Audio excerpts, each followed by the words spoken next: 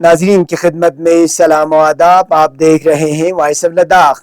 آج سوموار ہے جنوری کے 29 اور رجب 17 تاریخ. آج کی تازہ ترین خبروں کے ساتھ میں سعید ہاشم رضوی حاضر خدمت ہوں. آپ دیکھ رہے ہیں آپ کا پسندیدہ news channel voice of Ladakh.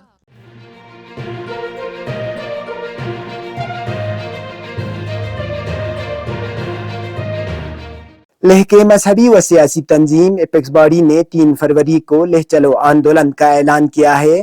اس حوالے سے اپیکس باڈی لیہ نے باضابطہ طور پر ایک پریس کانفرنس دی ہے. اس موقع پر سابقہ ریاستی وزیر شرین لغرگ نے مرکزی وزارت داخلہ کے ساتھ ہوئے متعدد ملاقاتوں پر عدم اطمینان کا اظہار کیا ہے. لغرگ نے مزید کہا کہ لداخ کے اہم مطالبات کو لے کر سماجی و ماحولیاتی کارکن سونم وانگچک 21 روزہ طویل بھوک ہڑتال کرنے جا رہے ہیں جو 3 فروری کے آندولن کے بعد متوقع ہے. انہوں نے لداخ کے عوام سے پرزور اپیل کی ہے کہ وہ سونم وانگچک کے ساتھ جتنی بھی ممکن ہو تعاون کرے. لغرگ نے کہا کہ آندولن کے سلسلے میں اپیکس باڈی لیہ نے کرگل ڈیموکریٹک الائنس سے بھی رابطہ کیا ہے. تاہم اس وقت تک KDA نے لیہ چلو آندولن کے حوالے سے کسی بھی قسم کے اعلانات نہیں کیے. ذریعہ اسنا معلوم ہوا ہے کہ KDA کے اکثر و بیشتر ممبران ضلع سے باہر ہے اور 3 فروری سے پہلے کرگل پہنچنے کی امید ہے. سوشل میڈیا پر لیہ ضلع کے سماجی کارکن سونم وانگچک کی طرف سے بھوک ہڑتال کے اعلان کے بعد لداخ کی سیاست ایک بار پھر گرماہٹ اور ہلچل دیکھنے کو مل رہا ہے. لیہ ضلع کے معروف سماجی و ماحولیات کے کارکن سونم وانگچک نے اعلان کیا ہے کہ وہ لداخ کے اہم مطالبات کو لے کر بہت جلد 21 روزہ طویل بھوک ہڑتال کرنے جا رہے ہیں. انہوں نے واضح کیا کہ وہ لداخ کے لیے اسٹیٹ ہوڈ کا درجہ، چھٹی schedule, public service commission, Leh اور کرگل کے لیے الگ الگ پارلیمانی نشست وغیرہ کے قیام کو لے کر 21 روز تک بھوک ہڑتال کریں گے. اس حوالے سے انہوں نے لداخ کے عوام سے تعاون کی اپیل کی ہے. دریا اسنا سوئٹزرلینڈ میں موجود ایک 90 سالہ بزرگ لداخی خاتون ابی ڈولما نے سونم وانگچک کے تحریک کی حمایت کرتے ہوئے سوشل میڈیا پر اعلان کیا ہے کہ وہ دلی کے جنتر منتر پر سونم وانگچک کے ساتھ احتجاج کرنے کے لیے آمادہ ہیں. اس کے علاوہ سوشل میڈیا پر لداخ کے دیگر بزرگ خواتین نے بھی سونم وانگچک کے ساتھ حمایت کا اعلان کیا ہے، جن میں 87 سالہ ابی چوچو کے نام قابل ذکر ہیں. ایگزیکٹو کونسلر لداخ پہاڑی ترقیاتی کونسل کرگل برائے ایجوکیشن ذاکر حسین نے ہائی سکول اور ہائر سیکنڈری سکولوں کے تقریباً 90 طلبہ و طالبات کو نیشنل ایجوکیشنل ٹور کے لیے روانہ کیا. CEC کے ہمراہ کونسلر برو منجی حلقہ ایڈوکیٹر خادم حسین اور چیف ایجوکیشن آفیسر کرگل مشتاق احمد، محکمہ تعلیم سے وابستہ عملے اور طلبہ و طالبات موجود تھے. یاد رہے کہ اس سے پہلے محکمہ تعلیم نے 50 طلبہ و طالبات کو نیشنل ایجوکیشنل ٹور کے لیے روانہ کیا تھا. لداخ میں صحت کے مراکز کا نام بدل کر آیوشمان آروگیہ مندر رکھنے کے نتیجے میں پیدا ہونے والے تنازع کو دیکھتے ہوئے لداخ خود مختار پہاڑی ترقیاتی کونسل لیہ نے ہیلتھ سینٹروں کے نام تبدیل کر کے چھرنگ ندمت سومس رکھنے کی تجویز پیش کی ہے. CEC لیہ تاشی گیلسن نے سماجی و مذہبی سربراہان اور ضلع انتظامیہ لیہ کے افسران کے ساتھ ایک اہم مشاورتی اجلاس کی صدارت کی. میٹنگ میں CEC نے اس بات کی تصدیق کی کہ وہ مقررہ رہنما خطوط پر عمل کرتے ہوئے بوٹی زبان میں ان مراکز کے ری برانڈنگ کے لیے ہل کونسل لیہ UT انتظامیہ لداخ سے باضابطہ منظوری کی مطالبات کریں گے. قبل ازیں CEC نے لداخ میں ہیلتھ اینڈ ویلنس سینٹر کے ری برانڈنگ سے متعلق امور پر تبادلہ خیال کرنے کے لیے رکن پارلیمنٹ لداخ جمیع چھرنگ نمگیل کی موجودگی میں ایک میٹنگ کی صدارت کی. CEC لیہ نے EC کلچر ستنجن چھوسپھل کو اس سلسلے میں فوری طور ماہرین کی ایک کمیٹی تشکیل دینے کی ہدایت دی ہے. SSP کرگل عنایت علی چودھری اور SSP لیہ PD نیتیا کو تبادلہ کر دیا ہے. ذرائع کے مطابق SSP کرگل اور SSP لیہ کو ٹرانسفر کر کے کشمیر روانہ کیا ہے.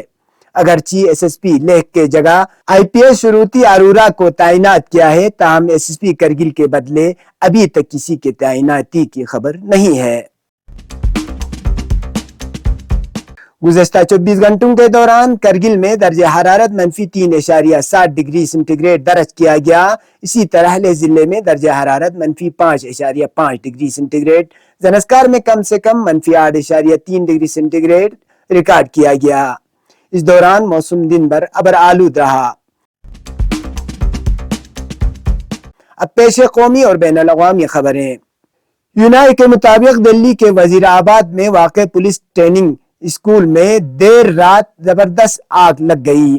آگ لگنے کی اطلاع ملتے ہی فائر بریگیڈ کے 8 گاڑیاں فوری طور پر جائے واقع پر پہنچ گئی اور کافی کوششوں کے بعد صبح تقریباً 4:15 پر آگ پر قابو پا لیا۔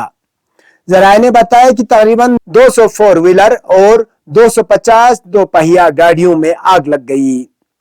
فائر ڈپارٹمنٹ نے ابھی تک آگ لگنے کی وجہ کا تعین نہیں کیا ہے اور مقامی پولیس معاملے کی تحقیقات کر رہی ہے۔ واقعے میں کسی جانی نقصان کی کوئی اطلاع نہیں ہے۔ الیکشن کمیشن نے راجیہ سبھا کے 56 سیٹوں کے لیے 27 فروری کو انتخابات کرانے کا اعلان کیا ہے۔ الیکشن کمیشن نے کہا ہے کہ 15 ریاستوں سے راجیہ سبھا کے 56 ممبران کی میعاد آنے والے اپریل میں ختم ہو رہی ہے۔ کمیشن نے پیر کو ان نشستوں کے انتخابی شیڈول کا اعلان کیا ہے۔ مرکزی وزیر شانتنو ٹھاکر نے دعویٰ کیا ہے کہ متنازعہ شہریت ترمیمی ایکٹ CAA اگلے 7 دنوں میں پورے ملک میں نافذ کیا جائے گا۔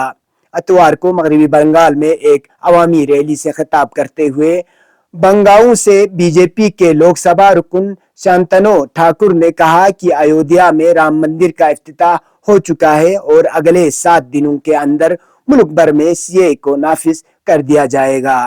انہوں نے کہا کہ یہ میری گارنٹی ہے، صرف مغربی بنگال ہی نہیں بلکہ ایک ہفتے کے اندر ہندوستان کی ہر ریاست میں CAA نافذ ہو جائے گا۔ ریاست بہار میں نتیش کمار نے 9ویں بار ریاست کے وزیر اعلیٰ کے طور پر حلف لیا ہے اور اسی طرح 2-3 دن سے جاری سیاسی ہلچل کو بریک لگ گئے ہیں۔ ریاست کے دارالحکومت پٹنہ میں گورنر راجندر وشوناتھ آرلیکر نے نتیش کمار کو عہدے اور رازداری کا حلف دلایا۔ حلف لینے کے بعد نتیش کمار نے کہا کہ NDA میں وہ واپس آ گئے ہیں، اب کہیں اور جانے کا سوال ہی پیدا نہیں ہوتا۔ اطلاعات کے مطابق نتیش کمار کے علاوہ 8 وزراء نے بھی عہدے اور رازداری کا حلف لیا۔ بی جے پی کی دوسری ریاستوں کی طرح اب بہار میں بھی وزیر اعلیٰ کے ساتھ 2 نائب وزیر اعلیٰ ہوں گے جو بہار اسمبلی میں بی جے پی کے کوٹے سے ہوں گے۔ اشرے فجر اسلامی انقلاب کی کامیابی کی سالگرہ کی آمد کی مناسبت سے مہدا کیہان 2 اور ہاتف 1 سیٹلائٹ کو کامیابی کے ساتھ خلا میں روانہ کیا گیا۔ یہ تینوں سیٹلائٹ زمین کے مدار میں پہنچ گئے ہیں۔ ایران کے صحاف چینل کے مطابق یہ تینوں سیٹلائٹ وزارت دفاع کے ہاتھوں تیار کیے گئے سمرک سیٹلائٹ لانچ وہیکل کے ذریعے خلا میں روانہ کیے گئے۔ مہدا سیٹلائٹ ایک تحقیقاتی سیٹلائٹ ہے جسے ایران کے خلائی تحقیقاتی ادارے میں ڈیزائن اور تیار کیا گیا ہے، جبکہ کیہان 2 اور ہاتف 1 سیٹلائٹ کو ایران کی الیکٹرانک صنعت ایران نے تیار کیا ہے۔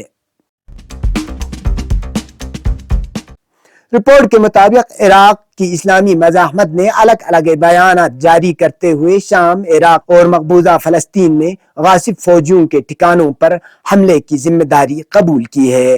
عراق کی اسلامی مزاحمت کے بیان میں کہا گیا ہے کہ غزہ کے عوام کے خلاف صہیونی حکومت کی جانب سے مسلسل حملوں کے خلاف مزاحمت کے مناسب جواب کے تحت اتوار کے روز ڈرون کے ذریعے 5 اہداف کو نشانہ بنایا گیا۔ بیان کے مطابق عراق کی اسلامی مزاحمت نے شام میں الشدادی، رغبان اور الطنف میں واقع فوجی اڈوں اور مقبوضہ فلسطین میں زلفون بحری اڈے کو نشانہ بنایا ہے۔ عراق کی اسلامی مزاحمت نے ایک الگ بیان جاری کر کے کہا کہ اس نے اربیل ہوائی اڈے کے قریب واقع الحریر میں امریکی زیر قبضہ اڈے کو ڈرون سے نشانہ بنایا ہے۔ اس بیان میں دشمن کو کچلنے کے مقصد سے ایسے حملوں کو جاری رکھنے پر زور دیا گیا ہے۔ عراق کی اسلامی مزاحمت نے ایک بیان میں اعلان کیا ہے کہ مشرقی شام میں خربہ عدنان کے علاقے میں امریکی فوجی اڈے کو ڈرون حملوں سے نشانہ بنایا گیا ہے۔ یہ تھے اب تک کی خبریں۔ مجھے اور میری ٹیم کو دیجیے اجازت۔ اللہ حافظ۔